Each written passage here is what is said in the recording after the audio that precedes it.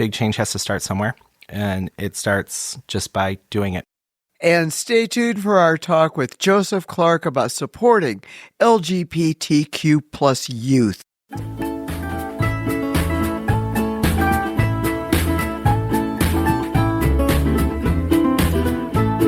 Hey, this is Kelli. And this is Sue. Welcome to Front Porch AF, where friends and neighbors gather to have a drink and a laugh and figure out how to solve all the problems of the world. Oh my gosh. Last week it was so bad. We have now started week 1 All right. of All Right. We're on our way to perfection, starting now. And stick around, everybody, because after all the tomfoolery, we're going to have a special guest, and we're going to focus on support networks for LGBTQ plus youth. And our special guest is Joseph Clark of the Oasis Center here in Nashville. Yeah. It's a great story. Great story. Great organization. All kind of levels. But anyway, guess what? Give drum it to roll. me, baby. Do you have a drum roll, audio guru? Do you have a good drum roll? Okay, well, he's going to have get one later. We'll get one later. Here it is. Drum roll, please. This is episode 20 of Front Porch AF, and we I thought we'd make it this far. Here's what's interesting: the Watershed 20 episode podcast mark is one that only 1% of all podcasts ever achieve. Oh, wow. A little late. Little late. I was going to ask you anyway, and we should look this up. How many podcasts are there? Like what? There are 4.5 million podcasts. So 1%. No. It's a lot fewer than 1%. If you move the decimal... We'll talk about this. We can do math later. That's right. You're the scientist. Okay. So congratulations to us. And thank you, everybody out there, for hanging in with us. Thank you for listening. Drink specials. Drink specials. Guess what I'm having? I'm having a Miller Lite. Wake up over there. Because I'm having it in my little bar on Gravier Huggy. And if people have been following us on the socials, they will have seen a little video of you at the little bar. I got this in New Orleans last week, whatever day it was. And the bartender was like, "Do you want this Huggy?" And I said, "Yes." And then you filmed it. And so then we did a film of it. Calling it Huggy and not the appropriate, proper koozie. Whatever, Sue. But what's really cool is, like, I think this must be an accident, but, like, there's a rhinestone stuck to it. It's blue rhinestone. Was Dolly at the bar right before you? No, maybe so. Anyway, okay. It was a great little bar. If you are in New Orleans and you can find the little bar in Gravier, it's like on the other side of Canal from the French Quarter, and it's tucked away back there. Fun place. And my drink, I got back on the vodka last week. I'm done with the whole water thing. But because our special guest said that he had a preference for vodka tonics, I decided to have one myself. Awesome. I haven't had a vodka tonic in decades. But guess what? This tastes so good. I'm going to have another. I mean, not right here, but afterwards. So that is awesome. Vodka tonics. Here's to vodka. Here's to vodka tonics. And here's to tonic. Here's to tonic, because it's in our future. Yeah. We're going to talk every tonic, malaria, all the things that go along with that. Neighborhood notes. Do you have any? Because you can go first, because I'm going to change my entire neighborhood notes that I thought I was going to tell you about. Okay. Well, I have something listed on Facebook Marketplace. Is it the camper? No. It's a hot water heater that I took out of one of the campers because I replaced mine with a tankless hot water, and so I've got this one. And so let the games begin. We'll see what happens. I've had some interaction. Hopefully we'll have something interesting to talk about. But I don't know if you ever put anything on Facebook Marketplace or bought anything. No, I've never taken out a hot water heater. So there's that. Well, you could just sell you could sell anything though. This just happens to be what I have at the moment. Anyway, so we're going to. Can you sell neighbors? Goes. Can you sell next door neighbors? Because I've got a bargain for you. I don't think you want to get into human trafficking. Is that what it would be? I think that's what it would be. Thank you for saving me from myself. Well, this is Mark, the engineer, breaking in. I've sold lots of musical gear on Marketplace, but there are some weirdos on Marketplace. You just have to work out for the weirdos. I know. I'm looking forward to getting some weirdo stuff to talk about. You're going to send them to my house, aren't you? Don't give them your address. You can pick it up at Sue's house. Make sure somebody else is around when the weirdos come over. I usually just send them a picture of my protective devices that I keep at the house. We don't call 911. Exactly. Anyway, it's deer season, and for those of you that listen to one of our early shows, Steph Mahan was on with us, and she came over today with her wife Beth, and they helped me move a deer stand today.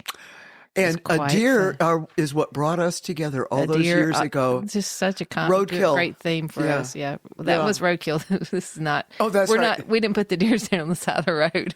Here, this is in the woods. An actual live deer in the woods. Well, hopefully, yes. For a while, for a minute, until the season opens. But I just wanted to say thanks to them for doing that and coming out and helping me, because I might have hurt myself otherwise. It's going to be dangerous. Well, doing what? Putting up the deer stand, because they're really tall, and you have to figure out how to get up there and not let it fall back over. Never having been in a deer stand, Okay. Yeah. Okay, here's another thing you probably haven't done that I did yesterday. I went to a farm auction. So fun. Oh, did you buy a farm? No, I bought a diesel tank. And it's up on a stand, so it's gravity fed. It's like 6 feet high. Now, what you do? Keep fuel, like diesel fuel in there? Diesel fuel in there. Yeah. Oh, all your farm equipment, the things that move rocks and stuff. Okay. All that stuff runs on that. Can I come over and fill up my car? No, because they dye it red.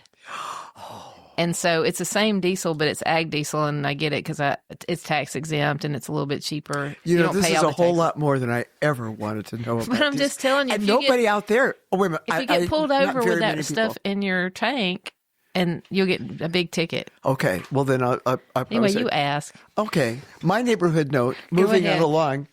I went to wrestling today. Of course you did. How was it in the daytime? It was so much fun. Was the junkyard dog there? Well, no, he wasn't. My boyfriend was not there.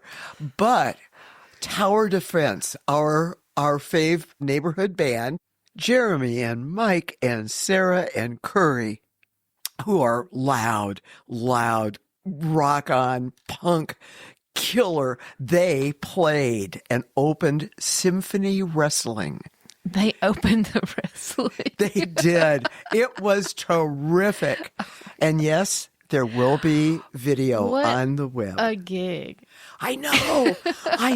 And it was in a bar. So my day has already, I mean, you've already hit your pinnacle much earlier than this moment. much earlier than this moment.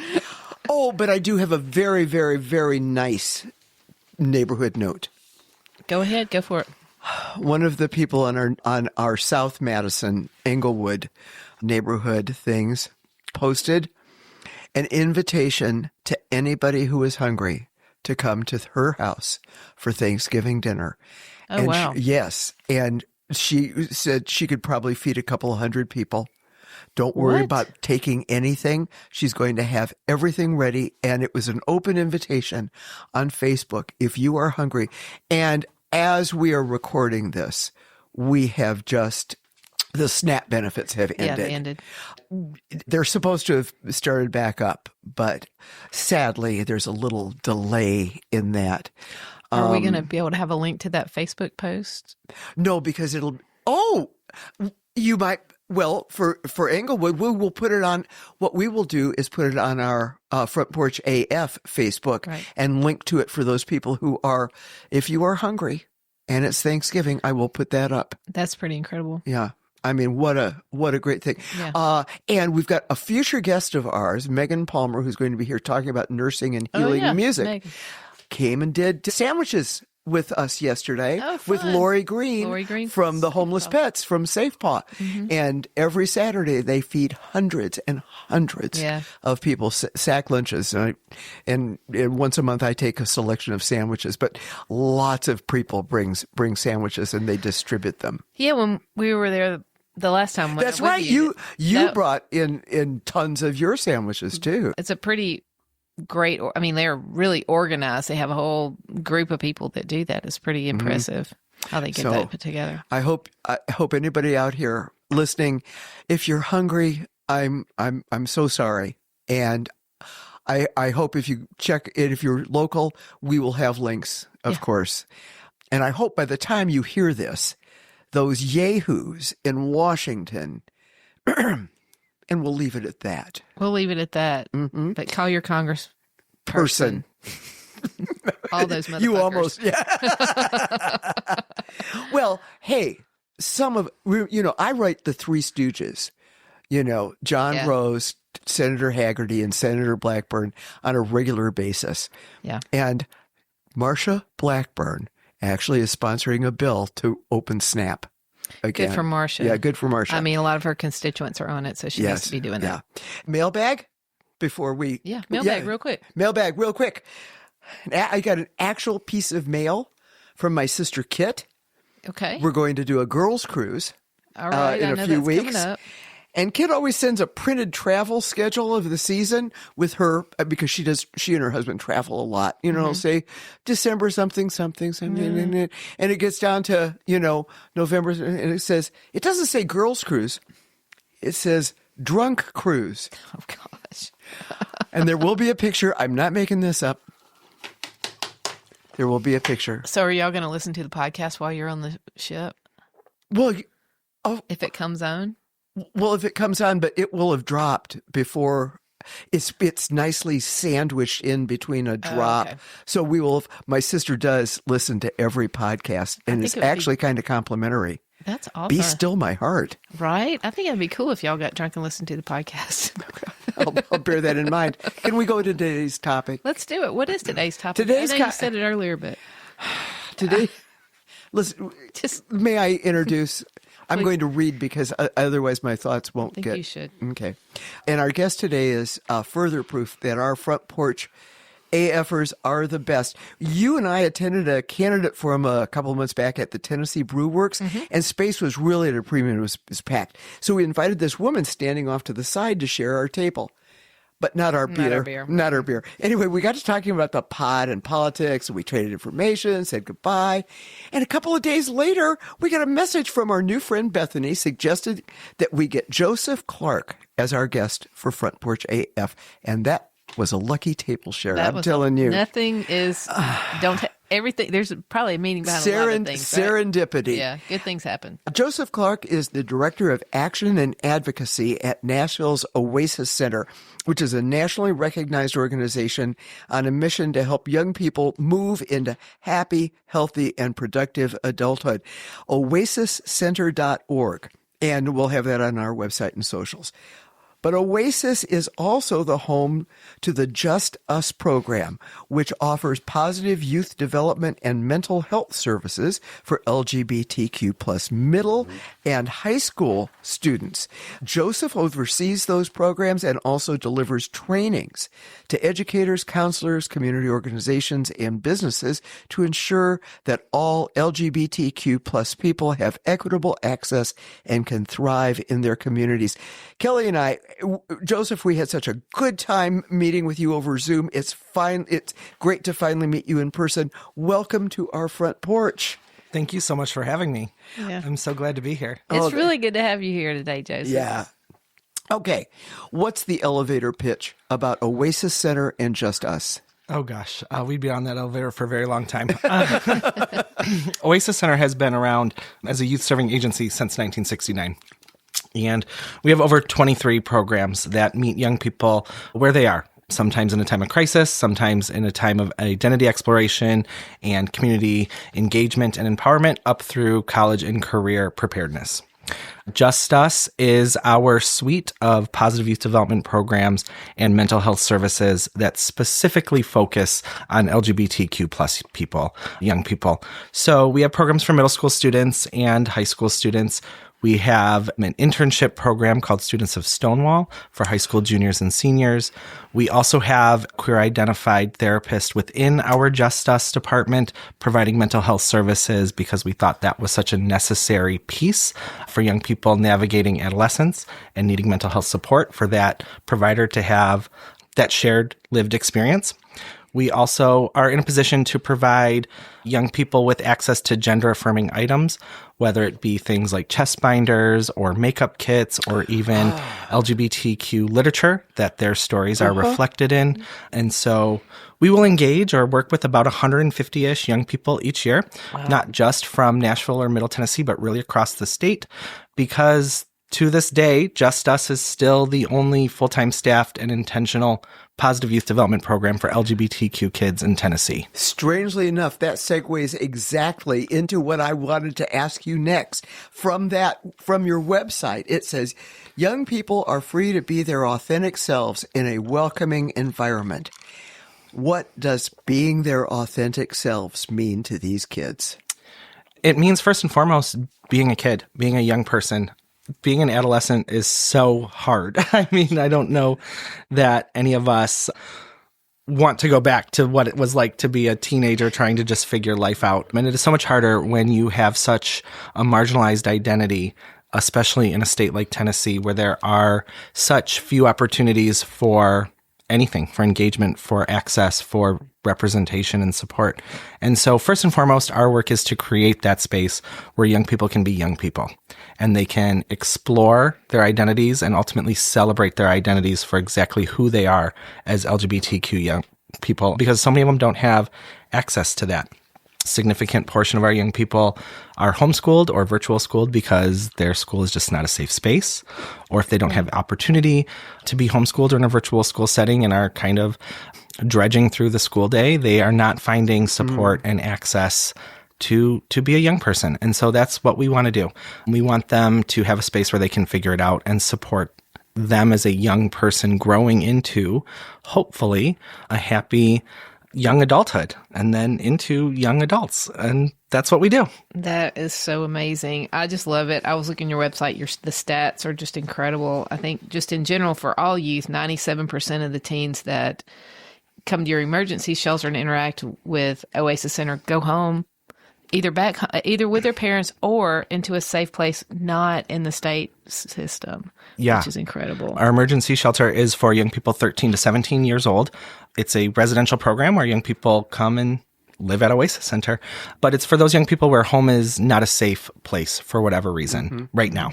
Yeah. And the ultimate goal is getting those young people reunited with as close to their immediate family as possible, because we don't want to put them now in a further oppressive system like state custody. Yeah. How do they find you? That's, when a person is in crisis, how do they know about you? A variety of ways. From each other. Our young people are our best spokespeople. They share. They come through our programs and say, this really helped me, and I think you would enjoy it or like it or could benefit from it too. Parents, educators, mental health providers, the community, just being a person who is a part of a community and knowing that these resources exist and knowing it truly does take a village. I mean, we all can't do it alone. And so seeing if a young person is in crisis or in need of support for whatever that looks like for them, and just saying Oasis Center is here for you.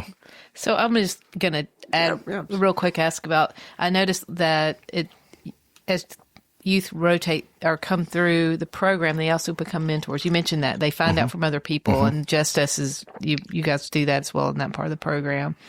Those kids come back and mentor and build community with the other kids. Yeah, and they come back in a variety of ways, whatever really makes best sense for their experience and what they're experiencing now at that point in their life. And so that looks like just sharing our word and our message that we exist. It looks like coming back to volunteer in perhaps the program that they may have been a member of or a different program that Oasis Center offers. And then we've also have young people that have grown up and gone away to school and then come back and get jobs with us and now work for us in a variety of roles as well. That's really encouraging. That's really cool. So tell us, do you have any stories that stick out to you since you've been here at Oasis that you can share with us? Oh gosh, I've been at Oasis for almost 10 years, so I have stories and stories. But I think that's such a privilege to work with young people who are to be a part of a young person's journey as they are navigating anything, their identity, where they're going next, what they need now. And it sounds so cliche and like that Hallmark moment, but every story really is just as great as the last and the next one that comes down through our doors. But we've worked with some young people. One of the young people that I've worked with is now off to college in Washington, D.C. They are, probably sophomore or junior. I don't know. They may listen to this and correct me, send me a DM that I said it wrong. But they're at American University, and they have really embodied what the spirit of Oasis Center is empowering young people to be autonomous, independent change agents in their lives, in their neighborhoods and communities. And this young person's name is Eli, and they are such a great community organizer, especially on behalf of trans young people. They actually testified 2 years ago here in Tennessee when the first trans youth healthcare ban was coming into play. And having been a young person who received gender-affirming care themselves, and how life-saving and critical it was for them at that point in their life, and how necessary it needed to be to continue for young people to have access to that. And I sat in that room and supported them. They were there with their moms, and it was such a profound and humbling experience too, because as an adult, I could not have sat in front of those lawmakers and legislators and offered up that sort of testimony that Eli did. The kids who come to your program, I mean, I remember middle school and high school. It was tough enough for me, and I am not an other in any sense of the word. Have you seen any pushback in bullying now that it's more top of mind for the general? Has it reduced, or has it just gone underground? I think it's gone underground. Not even underground. I think it's just changed. I think people get behind their keyboards and their screens and their DMs and feel free to launch off whatever they want to say, whatever hate rhetoric of all ages, young people, children, adults. And I think it just looks differently, and the language is a little bit differently, but it's still very much there and exists. And, queer kids have such a thick, resilient skin anyway, and have gotten really good at knowing how to move on and pay it no mind and disengage from it. Because typically now when you start to even respond, that's just adding fuel on a fire, and you're not changing anyone's mind. They don't want to hear it. It's just amping them up more. So I would say the young people that we work with, they're just kind of like, this sucks. That's great. Block. That is so it exists. It looks different, but I don't think some of our young people are dwelling in that. I think they Good. are. I'm very glad to hear that. That's my hope. Yeah. Yeah, none of us should. No.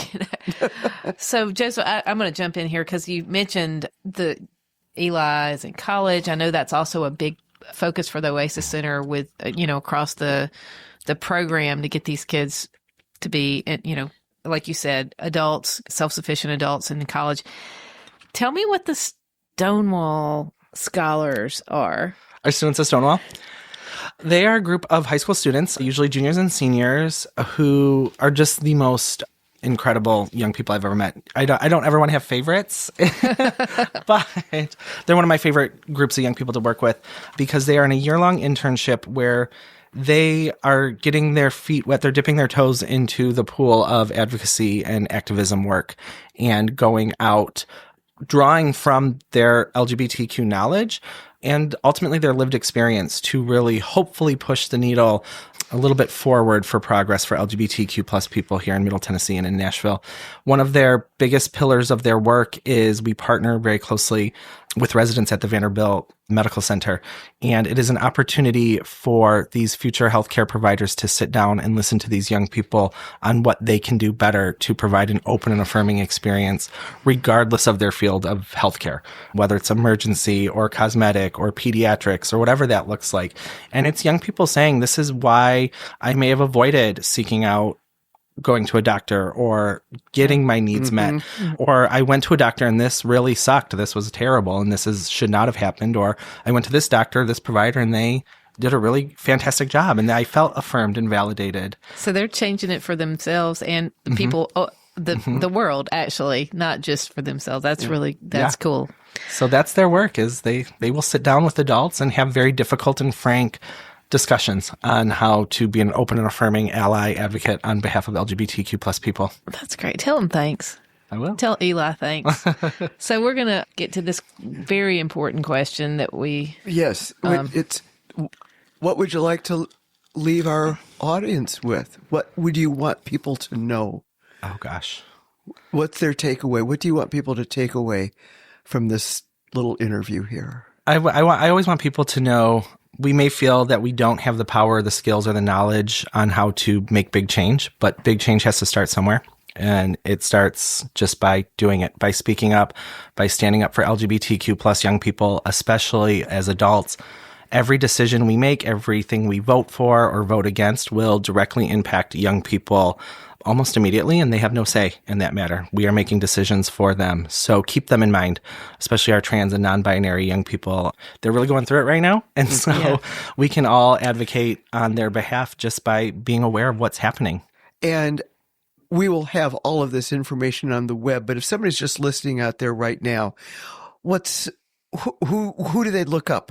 Is it oasiscenter.org? Mm-hmm. Okay. Or Just Us at Oasis. Just Us at Oasis. And you have opportunities for volunteering, donations, all sorts of things, right? Yeah. Volunteers to help support our group work and our program, financial support, all of our services, including our mental health services or any book or chest bind or a gender affirming item that we send out to young people. All that is free of charge. We don't charge anybody for anything. The market rate for therapy is about $150 an hour. And then we have right now young people on our therapist caseload who have weekly therapy sessions and will for several years. And so it does take a village. I know that sounds just so cliche, but financial support really ensures that an LGBTQ plus young person has access to grow into adulthood. That's great. Very good. Thank you, Joseph. My pleasure. Thank you, Joseph. And by the way, stick around because we're going to have Joseph do a little bonus video afterwards. It probably has nothing to do with our discussion. It's really interesting finding out more about Oasis Center.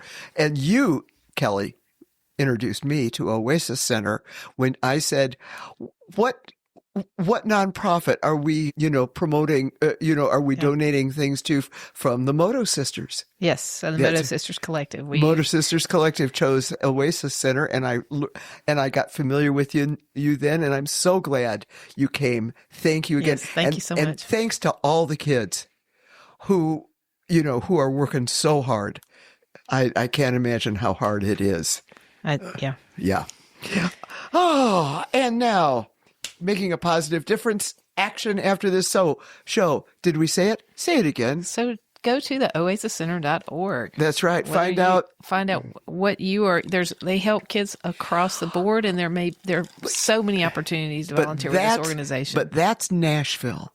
I'll bet anything that every community, whatever state you are listening to or country you are listening from, and we have people international listening to us. We have some international listeners. Anyway, check out your local organizations who serve youth. Well, the good thing about the Oasis Center, if you go on their website, they partner with lots of different organizations too. So they partner with organizations across the country. So you can also find places that might be closer to you just by going to their website and looking there. So. And you might even see Joseph's picture. Yeah, me. If you're a super sleuth, I've got a great face for radio. Yes. And upcoming shows. Don't make me. Okay. I will say the wrong thing. If you follow the written thing, it says Sue is going to talk about Conexión Americas. Okay, good. Yeah, Conexión Americas. Why do I know about Conexión Americas? Why do you know about that? Because I'm tutoring English as a second language this year. More cerveza. Más cerveza, por favor. Called Más mantequilla. I mean, that was one of the... more butter, please. Luckily, my Spanish is not needed because these guys, they want me just to speak English, which is a good thing. And tell them about... we've got an upcoming show that's going to knock your socks off. We sure do. Kelli, it was your idea. Tell them about it. Well, It's I've had a lot of ideas. It's the holiday here. It's our holiday Tradition show. Yeah, we're going to do that right at the end of the year before our December 24th. as the end of our season, and we're going to be, intrepid reporters. We're going to be talking to people in the street about their holiday traditions. Wait a minute. Let's ask Joseph. Do you have a favorite holiday tradition? Yes, my sisters, I have 3 younger sisters. We make my dad watch The Family Stone every holiday time. I don't know that he's a fan of it, but we are. It's a great movie. It is a great movie. Yeah. We think we're like one step off from The Family Stone, but we do make every Christmas Eve we bail my Uncle Fred out of jail. It's just become it's a family tradition. You really did that? No. His name was Dick. Okay. Oh, Lord have mercy. Oh, okay. Anyway, that's going to be a really good, fun show. And more about January 14th will be the first show of our second season, live from Dee's Country Cocktail Lounge. It's special guest Elizabeth Cook, wild woman herself. Yeah. FrontPorchAF.com. Sign up. We promise not to spam you, but we do give you some interesting content, some special content. Send us your ideas for the show. I cannot tell you. This show is an idea from a listener. We have had. Well, I don't know if she listens, but she sat and had some beers with us. She listens in her mind. If not for real. Please tell your friends about us. Even if you don't like us, tell your friends about us. We're on Facebook. Oh, wait a minute. This is your part. You do this. Go ahead. Okay. You're the You social. can find us on the socials. Facebook, Instagram, YouTube. But never. Ever. Is that Jurassic Park?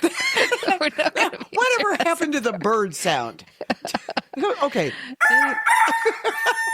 Okay. This is going downhill fast. So until next time. No, Sue says, look at SUE.